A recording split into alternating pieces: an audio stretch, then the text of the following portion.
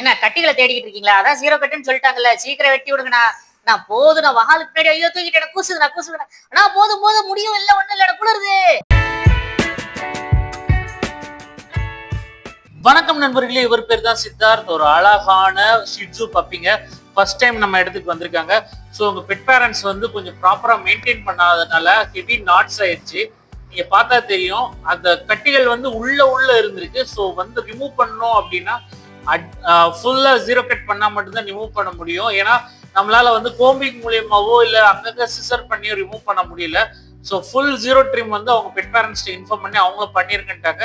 நம்மளும் ஒர்க் ஆரம்பிச்சிச்சு. அந்த கட்டியை பாருங்க, பின்னாடி தொடையில இருந்து எடுக்கிறேன், கட்டி கட்டியா வருது பார்த்தீங்களா? ஸோ இந்த மாதிரி வந்து நாட்ஸ் விழுந்தது அப்படின்னா இது வந்து நாட்ஸ்ன்னு சொல்லுவாங்க. டேங்கிள்ஸ்ங்கிறது வேற.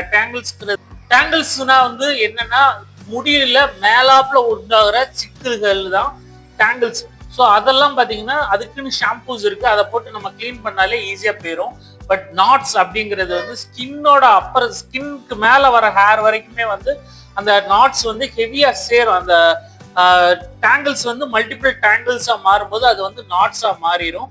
ஸோ அதுனா வந்து நம்ம ஃபுல் ஃபர்ரை ரிமூவ் பண்ணா மட்டும்தான் முடியும்.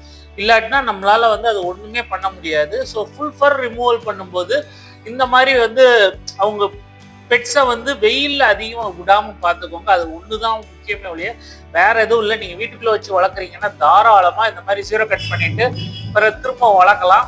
அது வந்து இன்னும் அதை எப்படி சொல்றது, நெக்ஸ்ட் டைம் ஃபர் வளரும் போது நீங்க வந்து ப்ராப்பரா கோம்பிங் பண்ணீங்க அப்படின்னா எந்த ஒரு பிரச்சனையும் வராது.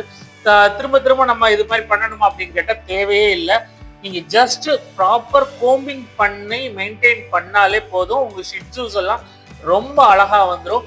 ஒரு 2 months once or 3 months once வந்து ப்ராப்பர் ஹேர் கட் தேவை. எப்படி நமக்கு ஹேர் கட் தேவையோ அதே மாதிரி உங்க ஷிட்ஸூஸ்க்கும் ப்ராப்பர் ஹேர் கட் தேவை. ஸோ அதெல்லாம் நீங்க பண்ணிட்டீங்க அப்படின்னா உங்க ஷிட்ஸு வந்து ஈஸி மெயின்டெனன்ஸ் டாக்னே சொல்லலாம். ஸோ சித்தார்த்துக்கு ஒரு பாய் சொல்லிடுவோம். இந்த வீடியோ உங்களுக்கு பிடிச்சிருந்தா லைக், ஷேர் அண்ட் சப்ஸ்கிரைப். நம்ம அடுத்த வீடியோல பார்ப்போம் கைஸ். பாய்.